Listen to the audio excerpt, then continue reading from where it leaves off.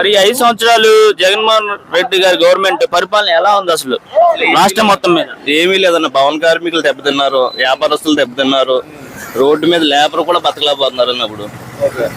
ఆ పవన్ కళ్యాణ్ గారికి ఎలా ఉండబోతుంది పిఠాపురంలో? ఏమైనా ఐడియా ఉందా మీకు? పిఠాపురం ఫోన్ చేసి అనుకున్నాను, చాలా బాగుందన్న అక్కడ. ఎక్కడికెక్కడ ఫోన్ చేసుకుంటున్నాను. ఎంత మెజార్టీ ఉండొచ్చు పవన్ కళ్యాణ్ గారికి? మాక్సిమం ఒక 70-80 వేలు దాకా ఉంటుంది అన్న. అంత పైన ఉండొచ్చు కానీ కింద ఏమి ఉండదు.